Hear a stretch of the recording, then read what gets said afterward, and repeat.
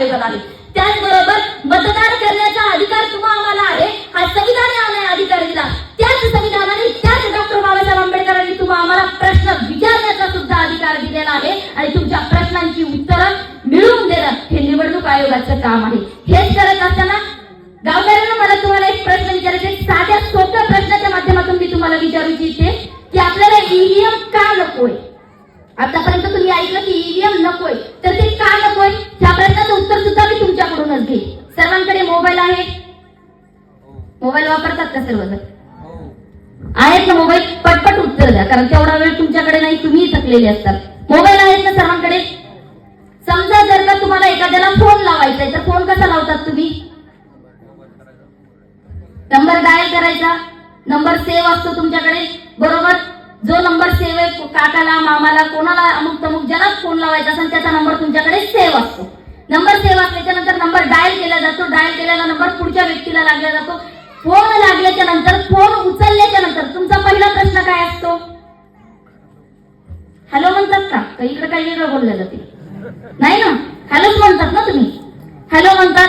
जर का समजा एखाद्या मुलाला, जर का त्याच्या मित्राला फोन लावायचा आहे आणि चुकून तो फोन कोणातरी महिलेने उचलला असेल, तर तुम्ही बोलणं तुमचं कंटिन्यू चालू करतात की थांबवतात? थांबवतात ना?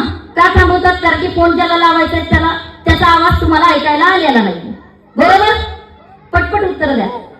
फोन तुम्ही थांबवतात आणि विचारतात की मी असा बोलतोय, आणि पुढचे सांगतात की हा व्यक्ती नाहीये, किंवा बाबा तुमचा फोन दुसरीकडे लागला किंवा काही असेल, बरोबर? हे सांगितलं जातं ना. मग माझा प्रश्न, ईव्हीएम वरती सुद्धा अशाच पद्धतीचं चिन्ह असतं, नाव असतं आणि समोर लाईट दिलेले असतात, बरोबर? तुम्ही बटन दाबणार, लाईट लागला, तुम्हाला काय वाटतं? मतदान त्याच व्यक्तीला झालं. मग कधीतरी हा प्रश्न पडला नाही का तुम्हाला? तुमच्या मोबाईल मध्ये नंबर सेव्ह असताना सुद्धा जर का नंबर एखाद्या वेळेस क्रॉस लाईनिंग झाली तर दुसऱ्या व्यक्तीला लागल्या जाऊ शकते. मग इथं सुद्धा ते का होऊ शकत नाही? हा साधा निव्वळ प्रश्न तुमच्या मनाला का पडत नाही?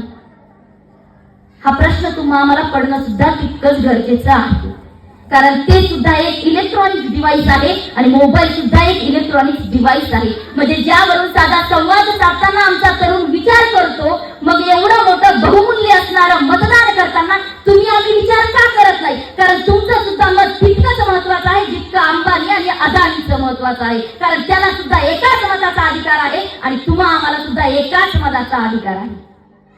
टेस्ला कंपनी ऐकली आहे का कोणी? टेस्ला कार बनवणारी. आपल्याकडे नसतील त्या कार, कारण आपण देशच अशा लोकांच्या हातात दिलाय. कार काय येणार आहेत? हप्ते भरायची पाळी आपली, बरोबर? टेस्ला कंपनी गुगलला गेल्याच्या नंतर सर्च करा.